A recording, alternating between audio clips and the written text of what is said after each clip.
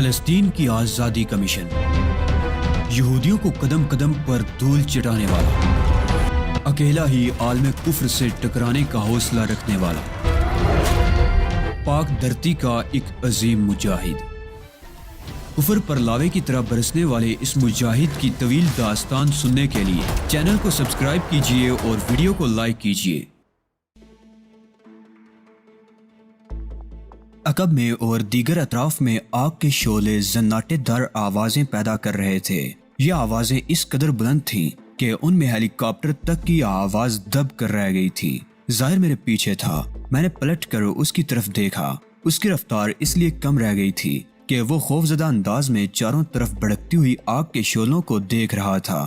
بلا شبہ وہ بہت خوفناک منظر تھا۔ آگ کے شعلوں کی بلندی 30 فٹ سے تو کیا کم رہی ہوگی، اور آگ کی 30 فٹ بلند یہ دیوار مہیب انداز میں ہماری طرف بڑھتی چلی آ رہی تھی۔ یہی غنیمت تھا کہ درمیان والے حصے میں اس کے آگے بڑھنے کی رفتار قدرے سست تھی، اور اس کی بنسبت اس کے سرے والے حصے زیادہ تیزی سے آگے بڑھ رہے تھے۔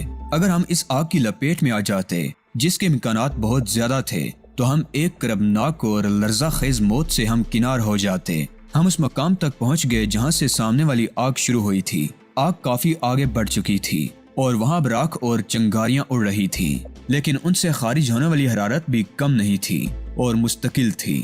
دھوئیں اور حرارت کی وجہ سے ہمارے لیے سانس لینا بھی دو بر ہو گیا تھا، اور ہر سانس کھینچنے کے لیے ہمیں جدوجہد کرنا پڑ رہی تھی۔ ہمارے جسموں کے ہر مسام سے پسینہ پھوٹ نکلا تھا۔ پسینہ تو خیر پہلے بھی بہہ رہا تھا، لیکن اب تو بہتے ہوئے پسینے پر پانی کا گمان ہونے لگا تھا۔ ہیلی کاپٹر ہمارا تعاقب کرتا ہوا وہاں تک آ گیا تھا۔ کبھی وہ نیچے آ جاتا تھا اور کبھی اوپر چلا جاتا تھا۔ بلندی کم اور زیادہ کرنے سے پائلٹ ہمیں یہ باور کرانا چاہ رہا تھا کہ وقت کم رہ گیا ہے، اور اگر ہم نے ہتھیار نہ ڈال دیے تب بھی انہیں ہیلی کاپٹر وادی میں اتارنے اور ہمیں یہاں سے نکالنے میں کچھ نہ کچھ وقت تو لگے گا ہی۔ لہٰذا ہمیں جلد از جلد کوئی فیصلہ کر لینا چاہیے۔ ان لوگوں کا یہ خیال قطعی احمقانہ اور بیہودہ تھا کہ ہم شکست قبول کر لیں گے۔ انہیں اندازہ ہو جانا چاہیے تھا کہ ہم ان لوگوں میں سے نہیں ہیں جو شکست قبول کر لیتے ہیں۔ اس بات کا اعلان میں اس پر فائر کر کے بھی کر چکا تھا، لیکن بات ان کی سمجھ میں نہیں آئی تھی۔ ہیلی کاپٹر ہم سے کافی بلندی پر معلق تھا۔ میں نے ہاتھ اٹھا کر پائلٹ کی طرف لہرایا، جیسے بائے بائے یا ٹاٹا کہتے وقت ہاتھ لہراتے ہیں، اور خاکستر زمین پر قدم رکھ دیا۔ پائلٹ نے بھی جواباً ہاتھ لہرایا تھا۔ زمین بے حد گرم تھی اور جا بجا اب بھی چنگاریاں باقی رہ گئی تھی۔ میں پھونک پھونک کر قدم رکھتا چنگاریوں سے بچتا بچاتا آگے بڑھنے لگا۔ سوختہ زمین پر کچھ آگے بڑھنے کے بعد مجھے محسوس ہوا کہ ظاہر میرے عقب میں نہیں آ رہا ہے۔ میں رک کر پلٹا۔ میرا خیال درست تھا۔ ظاہر نے سوختہ حصے پر قدم نہیں رکھا تھا، اور نہ ہی اس کا ایسا کوئی ارادہ نظر آ رہا تھا۔ وہ میری طرف دیکھ بھی نہیں رہا تھا۔ اس کی نظریں مجھ سے قدرے بائیں جانب ہٹ کر آگ کی دیوار پر جمی ہوئی تھی۔ کیا بات ہے ظاہر؟ میں نے بلند آواز میں کہا۔ تم وہاں کیوں رک گئے؟ ظاہر نے چونک کر مجھے دیکھا، پھر بڑی بے صبری سے ہاتھ ہلانے لگا۔ یہاں آئیے جناب، یہاں آئیے۔ اس کے انداز میں کوئی خاص بات تھی۔ مجھے واپس پلٹنا پڑا۔ ظاہر کے نزدیک پہنچ کر میں نے سوالیہ نظروں سے اسے گھورا۔ وہ سمت دیکھیے جناب۔ اس نے ایک طرف اشارہ کیا۔ مجھے کچھ پرندے اڑتے ہوئے دکھائی دے رہے ہیں۔ مجھے ظاہر کی دماغی صحت پر شبہ ہونے لگا، تاہم میں نے اس سمت دیکھا جدھر اس نے اشارہ کیا تھا۔ فضا میں گہرا دھواں چھایا ہوا تھا۔ اس کے پار کچھ دیکھنا ممکن ہی نہیں تھا۔ تمہیں پرندے اڑتے نظر آ رہے ہیں، اور میرے خیال میں اتنے گہرے دھوئیں کے پار تو ہاتھی بھی نظر نہیں آ سکتا۔ میں ٹھیک کہہ رہا ہوں جناب، ظاہر نے ہکلا کر کہا۔ میں نے اپنی آنکھوں سے دیکھے تھے۔ ظاہر ہے اپنی ہی آنکھوں سے دیکھے ہوں گے۔ میری آنکھوں سے تو دیکھنے سے رہے۔ آپ شاید یہ سمجھ رہے ہیں کہ میں غلط بیانی سے کام لے رہا ہوں، ظاہر نے بجھے ہوئے انداز میں کہا۔ میں نے یہ تو نہیں کہا کہ تم نے غلط بیانی کی ہے۔ میں تو کچھ اور سوچ رہا ہوں۔ کیا سوچ رہے ہیں جناب؟ میں اس بات پر غور کر رہا ہوں کہ جس مقام پر تم نے پرندے اڑتے دیکھے تھے، صرف وہیں اتنا گہرا دھواں کیوں ہے؟ اس کے علاوہ کہیں بھی اس قدر کالا دھواں نہیں ہے۔ اوہ، ظاہر مضطربانہ انداز میں بولا۔ آپ نے بڑی عجیب چیز نوٹ کی ہے جناب۔ تمہیں معلوم ہے ظاہر کہ آگ میں سے اتنا کثیف دھواں کب اٹھتا ہے؟ میں نے ظاہر کو غور سے دیکھتے ہوئے پوچھا۔ جی ہاں، ظاہر نے بلا توقف جواب دیا۔ جلنے والی چیز جس قدر کثیف ہوگی، دھواں بھی اتنا ہی کثیف اٹھے گا۔ ٹھیک ہے، اس کے علاوہ ایک بات اور بھی ہے۔ جب آگ بجھنے لگتی ہے تو اس وقت بھی دھوئیں کی کثافت بڑھ جاتی ہے۔ ظاہر اچھل پڑا۔ اس پہلو پر تو میں نے غور ہی نہیں کیا تھا۔ اس کا مطلب ہوا کہ ہاں ظاہر، بظاہر تو یہی معلوم ہوتا ہے کہ اس مقام پر آگ بجھنے کے قریب ہے، اور پرندوں کا مطلب یہ ہوا کہ آگ کے پار دریا بھی موجود ہے۔ ممکن ہے، میں بڑبڑایا، لیکن یہ ضروری بھی نہیں ہے، یا پھر شاید ادھر دریا ہی ہو۔ تو آپ سوچ کیا رہے ہیں جناب؟ ہمیں جلد کچھ کرنا چاہیے، آگ نزدیک آتی جا رہی ہے۔ تم خود ہی بتاؤ کیا کریں؟ کیا آگ کے اس طوفان سے گزرنے کی کوشش کریں؟ یہ کوشش تو ہمیں کرنی ہی پڑے گی، ورنہ عقب سے آنے والی آگ ہمیں بسم کر دے گی، اور اگر ہم آگ سے گزرتے ہوئے اپنے حواس کھو بیٹھے تو جو کچھ کرنا ہے جلدی کیجیے جناب۔ ہر گزرتا ہوا لمحہ ہمارے مسائل میں اضافہ کر رہا ہے۔ کوئی قدم اٹھانے سے پہلے خوب اچھی طرح غور کر لو ظاہر، کہیں ایسا نہ ہو بعد میں پچھتانا پڑے۔ غور کرنے کا وقت کہاں ہے جناب؟ ظاہر نے مضطربانہ انداز میں کہا۔ جلدی بتائیے کیا کرنا ہے۔ میں یوں تو تمہاری اس رائے سے متفق ہوں کہ آگ سے گزرنے کے لیے یہ مقام بہترین ہے، لیکن معاف کیجیے گا جناب، آپ تو یوں گفتگو کر رہے ہیں جیسے ہمارے پاس وقت ہی وقت ہو۔ ہمارے پاس محض چند منٹ ہیں، اور انہی چند منٹ کے دوران ہمیں سب کچھ کرنا ہے۔ تو پھر آپ آگے کیوں نہیں بڑھتے؟ یہاں کھڑے باتیں کیوں کیے جا رہے ہیں؟ ظاہر نے کہا۔ اس کا اضطراب بڑھتا ہی چلا جا رہا تھا۔ کیا تم 5 دن کی اس مسلسل بھاگ دوڑ سے تنگ نہیں آگے ہو؟ آخر آپ چاہتے کیا ہیں؟ ظاہر چیخ پڑا۔ اگر آپ نہ چلے تو میں اکیلا ہی آگ عبور کرنے کی کوشش کر گزروں گا۔ اوپر دیکھو ظاہر، میں نے پرسکون انداز میں کہا۔ ہم آگ عبور کر بھی گئے تو ہیلی کاپٹر پھر بھی ہمارے سروں پر مسلط رہے گا۔ تو کیا ہم صرف اس لیے کوئی جدوجہد کیے بغیر خود کو آگ کے رحم و کرم پر چھوڑ دیں کہ ہماری خود کو بچانے کی کوئی کوشش ان کی نظروں میں آ جائے گی؟ ظاہر نے بنا کر کہا۔ ابھی تپش اتنی نہیں بڑی کہ ہم برداشت نہ کر سکیں، ذرا سا صبر اور کر لو۔ دھواں بڑھتا چلا جا رہا ہے، مجھے یقین ہے کہ چند منٹ کے اندر اندر ہم پائلٹ کی نظروں سے اوجھل ہو جائیں گے۔ اس وقت ہم اپنی کوئی کوشش شروع کر دیں گے۔ فرض کرو ابھی ہم دوسری طرف پہنچ گئے تو ممکن ہے وہ جنجلا کر ہم پر فائرنگ شروع کر دے اور ہمارا قصہ ہی تمام ہو جائے۔ آپ ٹھیک کہہ رہے ہیں جناب، لیکن شاید چند منٹ بعد ہم اس قابل ہی نہ رہیں کہ آگ کو عبور کرنے کی سخت جدوجہد کر سکیں۔ پھر بھی ہمیں اس وقت تک تو انتظار کرنا چاہیے جب تک کہ تپش ناقابل برداشت نہ ہو جائے۔ ظاہر نے اس بات میں سر ہلایا۔ یہ حقیقت ہے کہ اس وقت بھی ہمیں سخت آنچ محسوس ہو رہی ہے۔ ہمارے چاروں طرف شعلوں کے زناٹے گونج رہے تھے اور لکڑیوں اور پتھروں کے چٹخنے کی آوازیں بڑے تسلسل کے ساتھ سنائی دے رہی تھیں۔ پسینہ بہنے کی رفتار کا یہ عالم تھا کہ جیسے کسی نے ہمارے سروں پر پانی کی بھری ہوئی بالٹی الٹ دی ہو۔ ہر گزرتے ہوئے لمحے کے ساتھ تپش بڑھ رہی تھی اور ہمارے گرد دھوئیں میں اضافہ ہوتا جا رہا تھا۔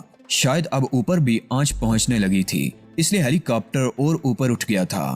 بڑھتے ہوئے دھوئیں کے ساتھ ہمیں بار بار کھانسی آ رہی تھی۔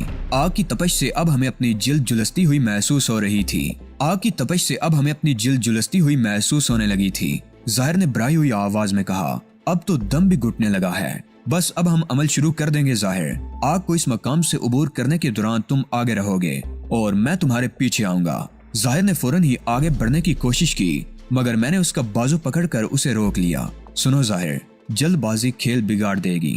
آگ کے درمیان سے گزرتے ہوئے ہمیں اپنی زندگی کی سب سے زیادہ تیز رفتاری کا مظاہرہ کرنا ہوگا۔ ایک لمحے کا فرق بھی ہمیں جلسا کر رکھ دے گا، اور اگر آگ عبور کرنے کے دوران کسی بھی لمحے آگ ہم پر اثر انداز ہو گئی تو پھر ہماری لاشیں تک ناقابل شناخت ہو جائیں گی۔ مجھے معلوم ہے جناب، اور میں آگ عبور کرنے کے دوران ہر ممکن تیز رفتاری کا مظاہرہ کروں گا۔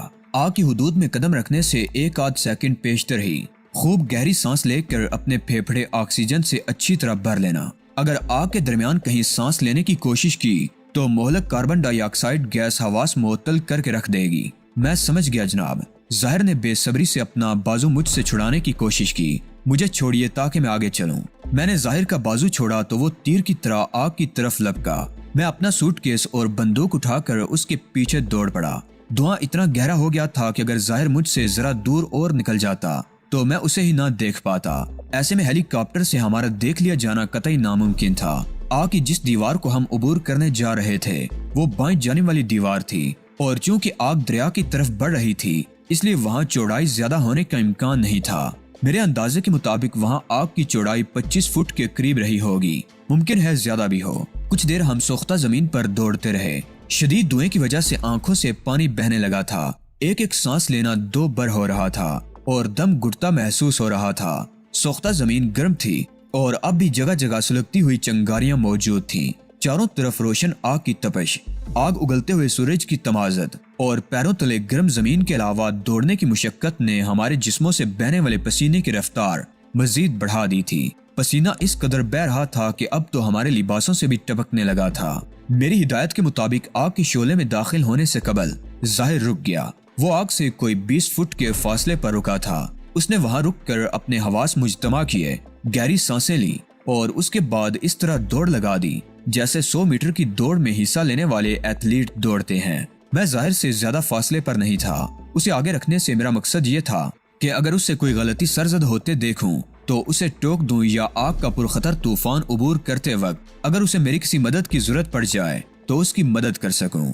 अगर वो मुझसे पीछे होता तो जाहिर है मुझे इल्म ही ना हो पाता कि उस पर क्या बीती। मैं जानता था कि चारों तरफ से आग में गिरने के बाद दुनिया का मजबूत तरीन शख्स भी अपने आसाब को काबू में नहीं रख सकता। जब आदमी आग में गिरा हुआ हो तो होशो हवास क्यों कर ठिकाने रह सकते हैं। मुझे यकीन नहीं था कि मैं अपने हवास काबू में रख सकूंगा, लेकिन एक मुहिम सी उम्मीद थी कि शायद जाहिर को किसी मौका पर मेरी मदद की जरूरत पड़ जाए और मैं उसके किसी काम आ सकूं। गो कि मेरे दोनों हाथ गिरे हुए थे। एक हाथ में सूटकेस था और दूसरे में बंदूक थी। इन दोनों चीजों समेत दौड़ना और दौड़ते हुए रफ्तार भी कायम रखना बहुत मुश्किल था। ऐसे में किसी की मदद किस तरह की जा सकती है। तहम मैंने फैसला कर लिया था कि अगर किसी मरहले पर जरूरी हुआ तो मैं जाहिर की खातिर इन दोनों अशद जरूरी अशिया से दस्तबरदार होने में जरा भी तकल्लुफ नहीं बरतूंगा। मेरे साथी की जिंदगी के सामने किसी चीज की कोई वुक्कत नहीं थी। जाहिर इंतहाई रफ्तार से दौड़ता हुआ आग के मुहीब शोलों में घुस गया। उसके पीछे मैं भी आग में घुसा था। शोले आसमान से बातें कर रहे थे और हमें इस जुलसा देने वाली आग से अपनी रफ्तार के बल पर गुजरना था। हमारे पसीने से भीगे हुए जिस्म और तरबतर कपड़े आग के खिलाफ हमारे वक्ती लेकिन मौसर हथियार थे। मेरी जिंदगी का बेशतर हिस्सा मुख्तलिफ किस्म के मसाइल और मसाइब का सामना करते गुजरा है। मैंने बड़े बड़े हादिसात का मुकाबला किया है, कड़े से कड़े वक्त से गुजरा हूँ, लेकिन मुझे ये एतराफ करने में कोई बाक नहीं कि अमेरिका की इस नामालूम वादी में भड़कती हुई इस खौफनाक आग को उबूर करने से ज्यादा दहशतनाक अमल से मैं कभी नहीं गुजरा। कोई मुझे कितनी ही बड़ी रकम क्यों न पेश कर देता, लेकिन मैं इस अमल से अपनी मर्जी से कभी नहीं गुजर सकता था। मगर इस वक्त हमारे पास कोई मुतबादिल रास्ता नहीं था। हम कोई खेल नहीं खेल रहे थे। मैंने और जाहिर ने महज अपनी जानें बचाने की खातिर अपनी जानें हथेलियों पर रखकर इस आग से गुजरने का नामुमकिन किस्म का काम करने का फैसला किया था। मुझसे चंद कदम आगे दौड़ता हुआ जाहिर आग का एक गोला मालूम हो रहा था। जन्नाटेदार आग के लपकते शोलों के दरमियान दौड़ते हुए हम दुनिया और माफिया से बेखबर हो गए थे। हमें अपना भी होश नहीं रहा था। ये यकीन से कहना मुश्किल था कि हम इस आग से पार भी निकल सकेंगे या ये हमारी जिंदगी की आखिरी जिद्दोजहद का आखिरी सफर है जिसका अंजाम हमारी सोख्ता लाशों की सूरत में जाहिर होगा। हमारे दाएं बाएं आगे पीछे सरों के ऊपर और पैरों के नीचे हर तरफ शोलों की लपकती हुई जुबानें थीं जो हमें चाट जाने के लिए बेताब थी। शुरू के 3-4 सेकंड तक मुझे कुछ महसूस नहीं हुआ, बस एक दहशत थी, आग के अंदर दौड़ने की दहशत। 3 या 4 सेकंड गुजरने के बाद दफातन मुझे अपना हल्क खुश्क होता हुआ महसूस हुआ और नथनों में जलन शुरू हो गई। हमारे कपड़ों से पसीने की सारी नमी बाप बनकर उड़ चुकी थी। उस वक्त हमारे पास घड़ी नहीं थी, अगर होती तब भी मैं बता नहीं सकता था कि वो चौथा सेकंड था या 5वां जब आग हम पर असर अंदाज होना शुरू हुई। आग की तपश हमारे जिस्मों के उन सूजे हुए हिस्सों के लिए जो शहद की मक्खियों की यलगार के बायस सूज गए थे, पहले ही बेहद तकलीफ का बायस बन रहे थे और अब तो आग की असर अंदाजी का दायरा पूरे जिस्म तक फैल गया था। सबसे पहले हमारे बालों को आग लगी। जाहिर के सर के बाल जल रहे थे। जब जाहिर के बाल जल रहे थे तो अली यार खान के सर के बाल कैसे महफूज रह सकते थे। कभी सोचा भी नहीं था कि ओलियो हावर्ड मुझे इस हाल को भी पहुंचा सकता है कि मैं खुद को नजरे आतिश करने पर मजबूर हो जाऊं। ये उसकी बहुत बड़ी फतह थी, लेकिन हमारी फतह ये थी कि हम उसके हाथ नहीं लगे थे। ना तो उसके आदमी हमें जिंदा गिरफ्तार कर सके थे और न ही हमने उनके सामने हथियार डाले थे। हम तो अपनी जिंदगियां बचाने की जिद्दोजहद कर रहे थे।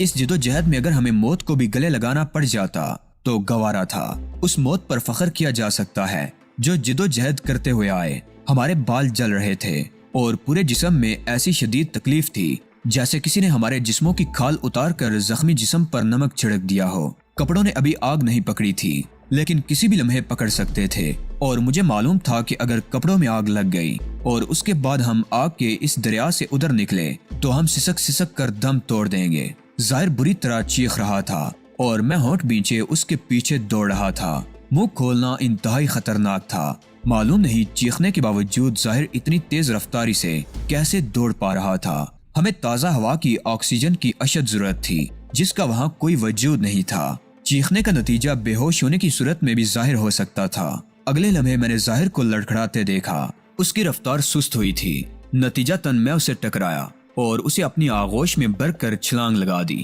ہم دونوں زمین پر گرے تھے۔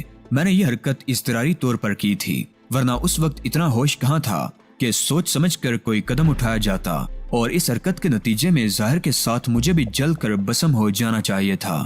لیکن میں آج بھی خدا کا شکر ادا کرتا ہوں کہ ہم آگ کے دائرے سے باہر گرے تھے۔ ہماری 6 یا 7 سیکنڈ کی جدوجہد ہمارے کام آ گئی تھی اور ہم آگ کا خوفناک طوفان عبور کرنے میں کامیاب ہو گئے تھے۔ ہم دونوں لڑکتے ہوئے ایک کھڈ میں جا گرے تھے۔ کھڈ میں گرنے سے قبل پورے جسم میں شدید جلن ہو رہی تھی، مگر کھڈ میں گرتے ہی ٹھنڈک اور سکون کا احساس ہوا۔ میرا جسم کسی نرم چیز میں دنستا چلا گیا تھا۔ پھر تھوڑی دیر کے لیے میں ہوش و حواس سے بے گانہ ہو گیا۔ وہ غنودگی جو مجھ پر طاری ہوئی لمحاتی تھی، اس کے بعد میرا ذہن کام کرنے لگا۔ مجھے بس یہ احساس تھا کہ اب ہم محفوظ ہیں۔ یہ سمجھ میں نہیں آ رہا تھا کہ کیوں محفوظ ہیں اور کس چیز سے محفوظ ہیں اور ہمیں کیا خطرہ یا خطرات لاحق تھے۔ مجھے یہ دیکھنے کا بھی ہوش نہیں تھا کہ ہم کہاں اور کس حال میں ہیں۔ پھر چند لمحے گزرنے کے بعد ذہن پر چھائی ہوئی دھند مزید صاف ہوئی تو میں نے اپنے ارد گرد کا جائزہ لیا، مگر وہاں ارد گرد تھا ہی کہاں۔ کافی غور کرنے کے بعد میری سمجھ میں آیا کہ ہم کسی نالے میں گرے ہیں جو عرصہ دراز قبل آب پاشی کے لیے استعمال کیا جاتا ہوگا۔ طویل عرصے تک استعمال نہ ہونے کی وجہ سے اس میں کائی کی گہری تہ جم گئی تھی۔ ہم کائی کی اس تہ میں دنسے ہوئے تھے۔ کیچڑ اور گادنما کائی کی اس تہ سے ناگوار قسم کی تیز بو خارج ہو رہی تھی، ایسی بو جو اعصاب پر نہایت برے اثرات مرتب کر رہی تھی۔ لیکن شاید اس میں کوئی ایسی تاثیر پیدا ہو گئی تھی کہ اس نے ہمارے سوختہ جسم کے لیے مرہم کا کام کیا تھا۔ میں نے اٹھ کر کھڑے ہونے کی کوشش کی تو مجھے اندازہ ہوا کہ یہ نہایت مشکل کام ہے۔ جس ہاتھ کے بل میں نے اٹھنے کی کوشش کی تھی، کائی کے اندر دنس گیا تھا۔ سوٹ کیس بھی کیچڑ میں لتھڑ گیا تھا اور بندوق بھی تباہ ہو گئی تھی۔ یہی غنیمت تھا کہ کائی کی وہ تہ زیادہ موٹی نہیں تھی، ورنہ اس سے باہر نکلنا بالکل ہی ناممکن ہو جاتا۔ ظاہر میرے نزدیک ہی تھا اور بے ہوش پڑا تھا۔ اسے ہوش میں لانا ایک الگ مسئلہ تھا۔ میں اٹھ کر کھڑا ہونے کے لیے کسی طریقے پر غور کرنے لگا اور بالآخر مجھے ایک طریقہ سوجھ ہی گیا۔ بہت آسان سا طریقہ تھا اور سامنے کی بات تھی، مگر ذہنی کیفیت ایسی تھی کہ سامنے کی بات بھی بہت دیر میں سجائی دی۔ میں نے سوٹ کیس کھڑا کیا اور اس پر زور دے کر اٹھنے کی کوشش کی۔ پہلی کوشش میں کامیاب نہیں ہو سکا، اس لیے کہ سوٹ کیس پھسل گیا تھا۔ میں نے اثر نو کوشش کی اور اس بار میں کامیابی سے ہمکنار ہوا۔ میں کھڑا تو ہو گیا تھا، مگر اس سخت کیچڑ نما کائی میں چلنا بالکل ہی دو بر ہو گیا تھا۔ اب ایک ہی صورت تھی اور میں نے اس پر عمل کیا۔ کھڑے ہونے کے بعد میں نے اپنے دونوں ہاتھ کنارے کی طرف پھیلائے اور خود کو کنارے کی طرف گرا دیا۔ اس طرح اس نالے کی کگر میرے ہاتھ میں آ گئی اور میں نے اسے تھام لیا۔ کوئی مسئلہ نہیں رہا تھا، صرف ظاہر کو ہوش میں لانا تھا اور بندوق اور سوٹ کیس باہر نکالنا تھا۔ میں نے نالے کی کگر کے سہارے خود کو متوازن کیا اور جھک کر سوٹ کیس اٹھا کے اسے دوسری طرف زمین پر رکھ دیا۔ اس کے بعد اسی طرح میں نے بندوق بھی اٹھا لی۔ خود نالے سے باہر نکلنے سے قبل ظاہر کو ہوش میں لانا ضروری تھا۔ میں نے بندوق سے ظاہر کو ہلایا اور اسے زور زور سے آوازیں دی۔ میرے اندازے کے برعکس ظاہر نے جلد ہی آنکھیں کھول دی۔ اس پر دہشت کا غلبہ تھا۔ آگ کے درمیان سے گزرنے کے تجربے کو آسانی سے فراموش کرنا ممکن نہیں تھا۔ اٹھو ظاہر، ہم آگ کے طوفان سے صحیح سلامت گزر آئے ہیں۔ اٹھو تاکہ ہم اس متروک نہر سے باہر نکل سکیں۔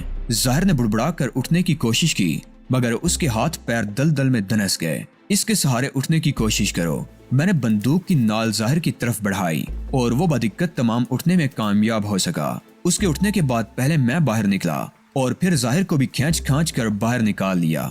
ہم دونوں متروک نہر کے دوسرے کنارے پر اگی ہوئی جھاڑیوں کے درمیان بے سدھ ہو کر گر پڑے۔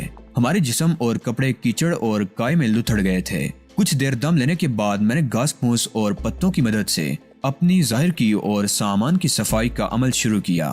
آدھے گھنٹے کی محنت شاقہ کے بعد ہمارے حلیے کسی قدر بہتر ہو گئے۔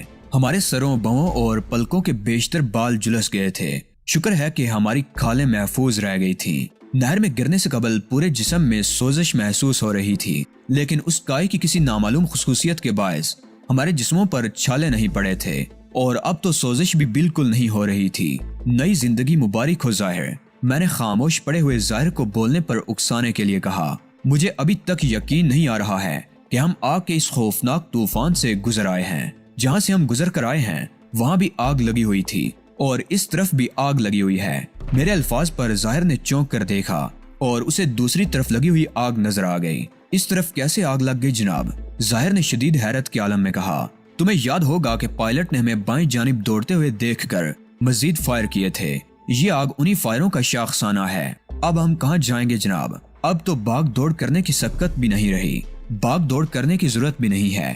اطمینان سے اسی جگہ بیٹھے رہو۔ آگ اس سمت بھی آ سکتی ہے جناب، ہمیں اپنے بچاؤ کی فکر کرنی چاہیے۔ یہاں تک آگ کا پھیلنا مشکل ہے ظاہر، اس کا پھیلاؤ دریا کی طرف ہے۔ اگر کسی طرح ہم لوگ ان کے چنگل سے بچ کر نکل گئے تو میں اپنی اس جدوجہد کو کبھی نہیں بھول سکوں گا۔